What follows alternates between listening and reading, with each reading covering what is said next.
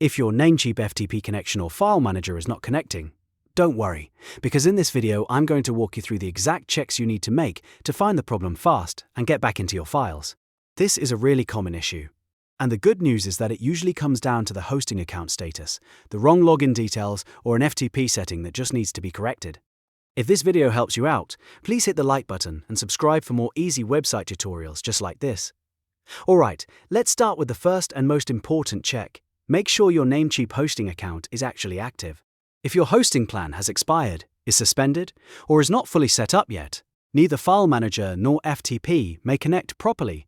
So begin by logging in to your Namecheap account and confirming that your hosting is active and attached to the correct domain. Next, make sure you are using the correct cPanel or FTP credentials. A lot of connection problems happen simply because one letter or one password is wrong. Double-check your username password and make sure you are not mixing up your Namecheap login with your hosting or cPanel login. Those are not always the same. Now let's talk about File Manager first. To access it, log into Namecheap, go to your hosting list, then click Go to cPanel.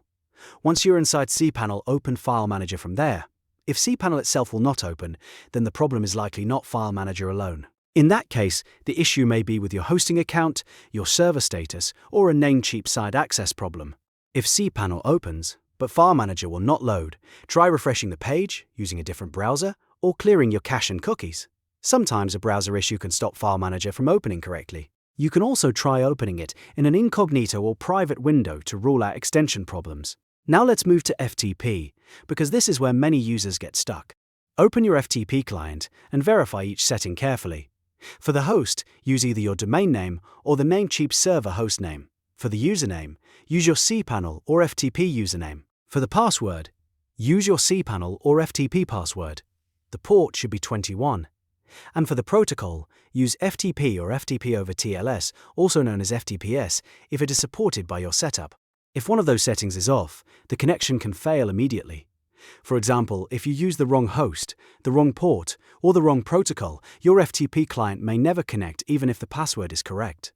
So it's worth going through every field one by one instead of guessing. Also, if you are using an FTP account instead of the main cPanel login, go into cPanel and open FTP accounts. Check that the account actually exists, that it is active, and that it has access to the correct directory. Sometimes the account is created, but it is pointing to the wrong folder, which can make it seem like the connection is broken. If the account does not have the correct permissions or directory access, update it inside cPanel and try connecting again. In many cases, that solves the issue right away. Another thing to check is whether your hosting provider is expecting secure FTP settings. If your client is set to plain FTP, but the server wants FTPS, the login may fail. So if FTP does not work, switch to FTP over TLS and test again. At this point, if File Manager still will not open or FTP still will not connect, go back and compare everything carefully against the credentials shown in your Namecheap and cPanel dashboard.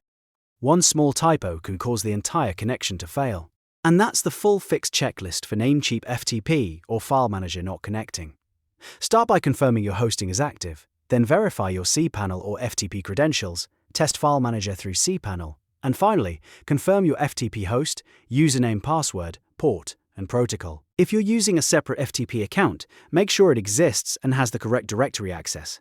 If this tutorial helped, please like the video and subscribe for more Namecheap and web hosting tutorials.